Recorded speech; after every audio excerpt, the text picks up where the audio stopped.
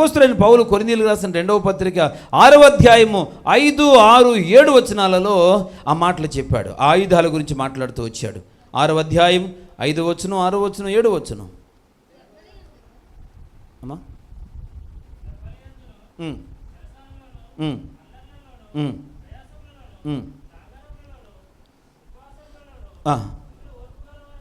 మిగుల ఓర్పు గలవారమై పవిత్రతతోను జ్ఞానముతోను దీర్ఘశాంతముతోను దయతోను పరిశుద్ధాత్మ వలనను నిష్కపటమైనటువంటి ప్రేమతోను సత్యవాక్యము చెప్పుట వలన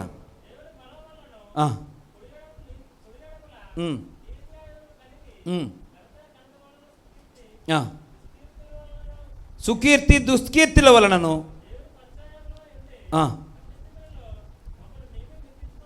దేవునికి స్తోత్రం. పౌలు గారు పిల్లలు చాలా వివరణాత్మకంగా మాట్లాడుతూ దేవుని బిడ్డలకు ఉండాల్సినటువంటి ఆత్మ సంబంధమైన ఆయుధాలు ఏంటి అని మాట్లాడుతూ అక్కడ చెప్తూ ఉన్నాడు. మొదటిది పిల్లరా మిగుల ఓర్పు. ఏంటట? మిగుల ఓర్పు. ఇది ఆత్మ సంబంధమైన యుద్ధోపకరణం.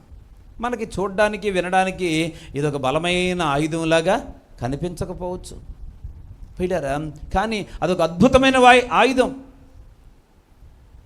నేను మొన్న వైజాగ్ వెళ్ళి వస్తూ ఉన్నప్పుడు ఎలమంచిలి ప్రాంతంలో దారి ప్రక్కన కొంతమంది సిక్కు మతస్థులు, అంటే వారి యొక్క సెగ చూసి నేను సిక్కు మతస్థులు అని అంటున్నాను. నేను కొందరు పొడవాటి బాకులండి, అది ఏ చెట్టు నరకడానికి ఉపయోగపడదు, ఏ తుప్పలో నరకడానికి ఉపయోగపడదు, అది ఉపయోగపడేది కేవలం మనుషులను పొడవడానికే పిల్లరా.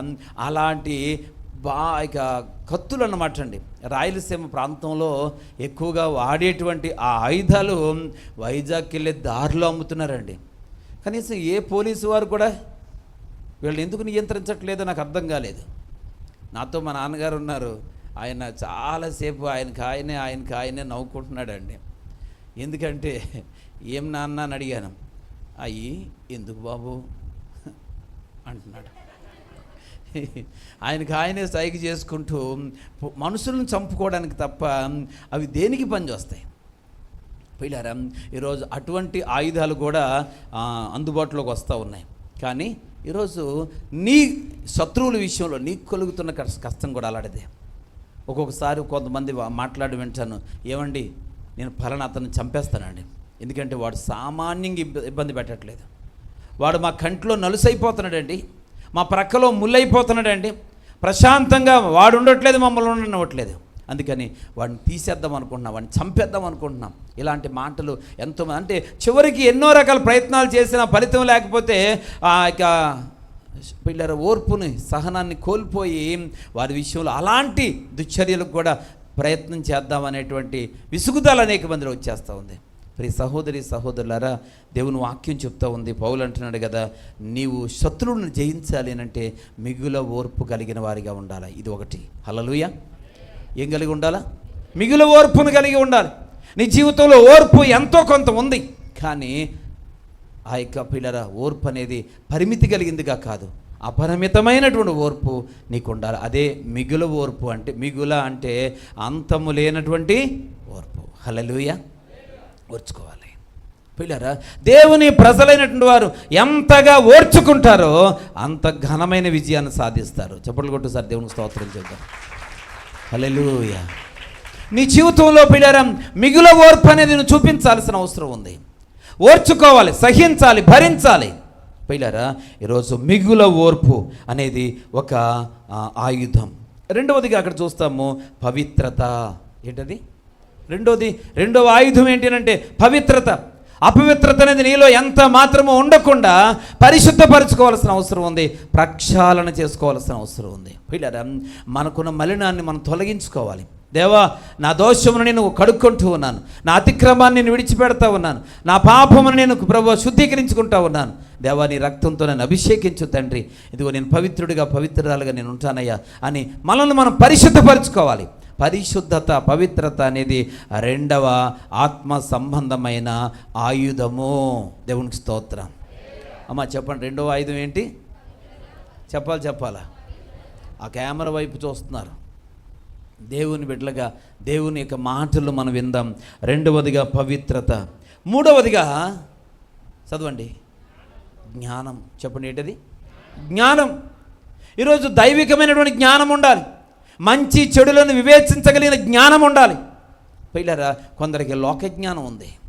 లోకజ్ఞానం ఏమాత్రం కూడా ఆత్మ సంబంధమైన ఆయుధం కాదది. లోకజ్ఞానం పిల్లరా కొంతమందిని మనుషులను మాటలతోనే మార్చేసేటువంటి మనుషులు ఉన్నారు. ఎన్నో రకాల తెలివితేటలు కలిగిన వారు ఉన్నారు. ఉన్నది లేనట్టుగా, లేనిది ఉన్నట్టుగా చేయగలిగిన సామర్థ్యం కలిగిన మనుషులు ఉన్నారు. అటువంటి జ్ఞానులు ఉన్నారు. దేవుని వాక్యం వింటున్న వాళ్ళరా, అది శరీర సంబంధమైనటువంటి ఆయుధం అయితే ఆత్మ సంబంధమైన ఆయుధం దైవ జ్ఞానము. దేవునికి స్తోత్రం, హల్లెలూయా.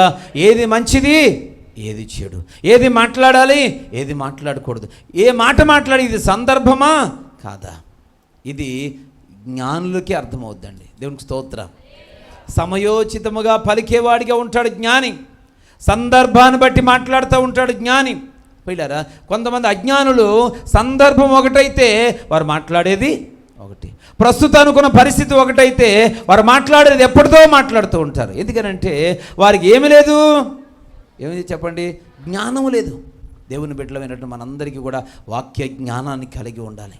పిల్లరా, ఏది ఎప్పుడు ఎక్కడ ఎలా మాట్లాడాలి, ఎప్పుడు ఏది చెయ్యాలి అనే దాని మీద ఖచ్చితంగా జ్ఞానం ఉండాల్సిన అవసరం ఉంది. ఈరోజు అనేక మంది దేవుని ప్రజలైన వారు పిల్లరా జ్ఞానం అనే ఆయుధాన్ని కలిగి ఉండట్లేదండి. అజ్ఞానం అనేటువంటి లోక సంబంధమైనటువంటి ఆయుధంతో పనిచేస్తూ ఉన్నారు. ప్రియ సహోదరి సహోదరులారా, ఇక్కడ చూసినట్లయితే మూడవదిగా జ్ఞానము, నాలుగవదిగా ఏంటది? మిగుల ఓర్పు. ఇది దగ్గర సంబంధం కలిగినట్లుగా ఉంటుంది. దీర్ఘశాంతం. మనం ఎంత అయినా శాంతాన్ని కలిగి ఉండాలి, శాంతాన్ని వహించాలి. ఎందుకనంటే మనము మౌనంగా ఉంటే మన దేవుడు మౌనంగా ఉండడు. స్తోత్రం చెబుదామా? హల్లెలూయా. మనము శాంతాన్ని కలిగి ఉంటే దేవుడు శాంతంగా ఉండడు. ఆయన చేసే కార్యాన్ని ఆయన చేస్తాడు. ప్రియారా, ఆనాటి దినాల అపోస్తుల కాలములో దేవుని ప్రజలను సౌలు అనేవాడు భయంకరంగా హింసిస్తూ ఉన్నాడు. వారి జుట్లు పట్టుకొని నడి రోడ్లో ఈడ్చుకుంటూ వెళ్ళిపోతూ ఉన్నాడు. అన్యాయంగా హింసిస్తూ ఉన్నాడు.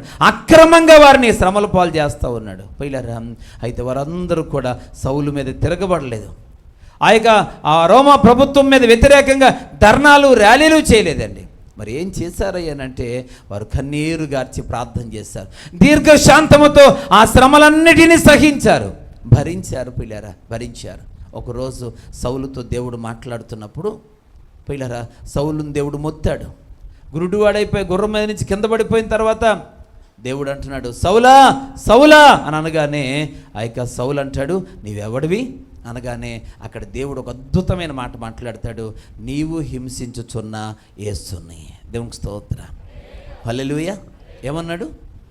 నీవు హింసించుచున్న యేసుని, నువ్వు బాధపడుతున్నావే ఆ యేసుని నేనే అని అన్నాడు. పిల్లరా, వాస్తవానికి సౌలు ఎప్పుడు యేసు బ్రతికి ఉన్న దినాలలో సౌలు ఎప్పుడు యేసుని కొట్టలేదు, తిట్టలేదు, ఏ మాట అనలేదండి. యేసుక్రీస్తు ప్రభువారు పిల్లలు మరణించి పునరుద్ధానుడే తిరిగి లేచిన తర్వాత సౌలు పిల్లలు అనుకోకుండా దేవునికి వ్యతిరేకంగా జీవితం ప్రారంభించాడు. పిల్లరా, అప్పుడు దాకా మౌనంగా ఉన్నాడు, జరుగుతున్న విషయాలన్నిటినీ జాగ్రత్తగా విన్నాడు. కానీ యేసయ్య పునరుద్ధానుడే తిరిగి లేచి వెళ్ళిపోయిన తర్వాత ఆయన శిష్యుల మీద, ఆయన్ని ఆరాధిస్తున్న ప్రజలకు వ్యతిరేకంగా ఈసారి మూర్ఖుడు తయారయ్యాడండి. పిల్లరా, అయితే ఇప్పుడు యేసు ప్రభు అంటున్నాడు కదా, నీవు హింసించుచున్న యేసుని. అంటే యేసు ప్రభు నమ్మిన వాళ్ళని కొడితే ఎవరిని కొట్టినట్టు? దేవుడు అంటాడు తన గ్రంథంలో ఒక వాగ్దానం చేస్తాడు, ఎవరైనా నిన్ను ముట్టుకుంటే నా కన్నుగుడ్డును ముట్టినట్లు. పిల్లరా, కనుక కంటిని రెప్ప కాపాడుతున్నట్లుగా నేను మిమ్మల్ని కాపాడుతున్నానని చెప్పాడు దేవుడు. అంటే ఇప్పుడు దాకా సౌలు పిల్లరా జుట్టు పట్టుకొని ఈడ్చుకుంటూ పోయింది ఆనాటి దినాల్లో ఓర్చుకున్న దీర్ఘశాంతంతో ఉన్నటువంటి దేవుని ప్రజలను కాదు. పిల్లరా, వారు యేసుక్రీస్తునే ఈడ్చుకుంటూ వెళ్ళిపోయారు. కనుక వాళ్ళలో యేసు ప్రభు ఉన్నాడు. పిల్లరా, ఆ బాధ అంతట్లో యేసు ప్రభు కూడా భారం తీసుకున్నాడు, లేక తన బాధను పంచుకున్నాడని చెప్పొచ్చు. ఇదే నా దేవుని వాక్యం వింటున్న వాళ్ళరా, ఈరోజు మనం ఎన్ని కష్టాలైతే పడుతున్నామో, ఎన్ని నిందలైతే అనుభవిస్తున్నామో, ఎన్ని గాయాలైతే చేయబడుతున్నామో, ఎంతగా అయితే మనం హింసించబడతా ఉన్నామో, ప్రియ సహోదరి సహోదరుడా, దేవుని బలము నీవు కలిగి ఉంటే, దేవుడి మీద నువ్వు ఆధారపడిన వ్యక్తిగా ఉంటే, ఖచ్చితంగా దేవుడు నీ పక్షంగా యుద్ధం చేస్తాడు. దేవునికి స్తోత్రం. హల్లెలూయా. మనుషులతోనైనా, సాతానుతోనైనా, లేక రోగాలతోనైనా, వ్యాధులతోనైనా, సమస్యలతోనైనా, మరి వేటితోనైనా దేవుడు యుద్ధం చేయాలి అని అంటే నువ్వు దీర్ఘశాంతాన్ని కలిగి ఉండు. మిగిలిన ఓర్పు కలిగి ఉండడం మాత్రమే కాదు, నువ్వు దీర్ఘశాంతమును కలిగి ఉండు. దీర్ఘశాంతమును అంటే ఒక అరగంట సేపు శాంతంగా ఉన్నాను, ఒకరోజు సహించాను, 2 రోజులు సహించాను, ఇంకెన్ని రోజులు సహించమంటారండి, అందుకని ఊరుకున్నాను, ఒకేసారి లేచాను కాదు. ఇక ఎప్పటికీ లేవద్దు, ఊరుకునే ఉండు. కారణం ఏంటంటే దేవుడు నీ పక్షంగా యుద్ధం చేస్తాడు. దేవునికి స్తోత్రం. హల్లెలూయా. ప్రియ సహోదరి సహోదరులారా, మన పక్షంగా దేవుడు యుద్ధం చేయాలి అని అంటే అక్కడ 4వ ఆయుధంగా దీర్ఘశాంతాన్ని ధరించుకోవాలి. 5వదిగా చూద్దాం, దయ. 5వ ఆయుధం ఏంటి? దయ.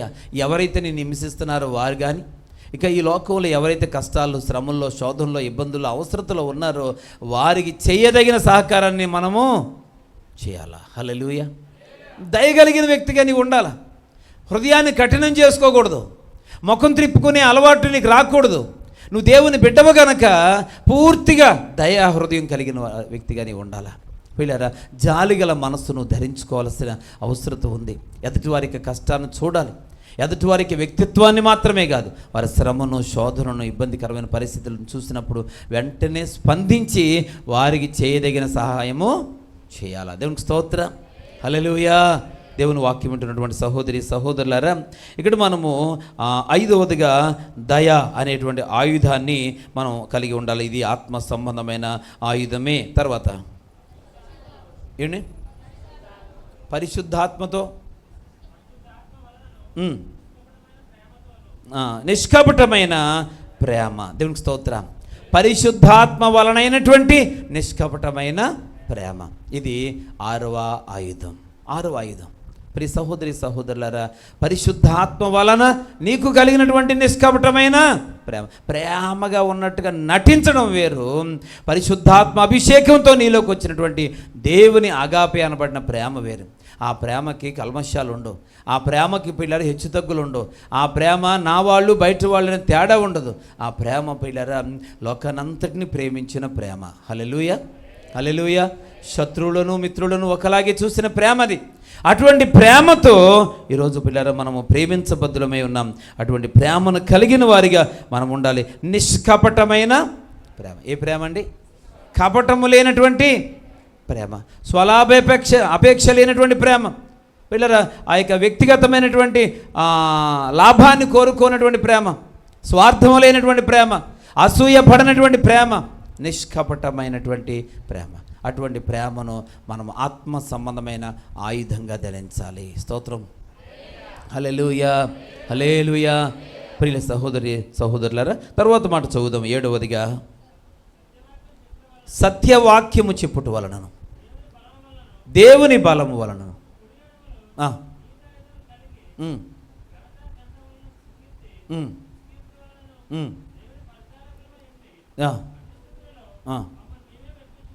మమ్మును మేమే నెప్పించుకొనుచున్నాము. అందులో చివరి మాట మరొకసారి, ఆ మాట సత్యవాక్యము చెప్పటం. దేవునికి స్తోత్రం. హల్లెలూయా. ఏ వాక్యం చెప్పడం? 7వ ఆయుధం ఏంటి అంటే సత్యవాక్యాన్ని చెప్పాలి. పిల్ల జీవంగల దేవుని వాక్యాన్ని పిల్లరా ప్రకటించాలి. అది సాక్షిగా నువ్వు నిలబడాలి. పిల్లరా, సత్యవాక్యం ఏదైనా కానీ నీ నోటి నుంచి వచ్చే ప్రతి మాట యథార్థమైన మాటగా ఉండాలి. దేవునికి స్తోత్రం. నువ్వు అబద్ధాన్ని చెబితే దాని వలన నీకు నష్టం కలుగుద్ది. పిల్లలు అబద్ధాన్ని మాట్లాడితే ఖచ్చితంగా నష్టపోతావు. కనుక ఈరోజు సత్యవాక్యమును నీ నోట వెంబడ పలకాలి. ఇది 7వ ఆయుధం. పిల్లరా, 7 ఆత్మ సంబంధమైనటువంటి ఆయుధాలను గురించి పౌలు మాట్లాడుతూ వచ్చాడు. ఈరోజు పిల్లరా, ఈ 7 ఆయుధాలు దావీదులో ఉన్నాయి. దేవునికి స్తోత్రం. హల్లెలూయా. ఈ 7 ఆయుధాలు, ఆత్మ సంబంధమైన ఆయుధాలు కలిగి ఉన్నటువంటి దావీదు మంచి నిర్ణయం ఏం తీసుకున్నాడనంటే, శరీర సంబంధమైనటువంటి యుద్ధోపకరణాలు నాకు అవసరమో లేదు. పిల్లలు సరైన సమయంలో సరైన నిర్ణయం తీసుకున్నాడు. పిల్లలు వెంటనే ఆ ఆయుధాలు, ఆత్మ సంబంధమైన ఆయుధాలను పిల్లల పదును పెట్టి, అనగా ప్రార్థించి ఆ ఆయుధాలన్నిటికీ పదును పెట్టాడు. పిల్లల ఆయుధాలను ధరించుకున్నాడు, యుద్ధానికి సిద్ధంగా ముందుకు వెళుతూ ఉన్నాడు. దేవునికి స్తోత్రం, హల్లెలూయా. పిల్లలు నిజంగా దేవుని ప్రజలైన వారు ఈ లోక సంబంధమైన ఆయుధాల మీద ఆధారపడకూడదు. భక్తుడైనటువంటి కీర్తనకారుడు అంటాడు కదా, తన అనుభవం తర్వాత దినాలలో అతను రాసిన కీర్తనలలో పాడుతూ దేవుని స్తుతిస్తూ చెప్పాడు. కీర్తనల గ్రంథం 44వ అధ్యాయం 6వ వచనంలో ఇలా పాడుతున్నాడు. దేవుడి దగ్గర దేవుడిని మహిమపరుస్తున్నాడు. నేను నా వింటిని నమ్ముకొనను, నా కత్తియు నన్ను రక్షింపజాలదు, నా శత్రువుల చేతిలో నుండి నన్ను రక్షించేవాడు నీవే అని పాడుతున్నాడు. దేవునికి స్తోత్రం. శత్రువుల చేతిలో నుండి నన్ను రక్షించేది ఈ లోక సంబంధమైన ఆయుధాలు కాదు.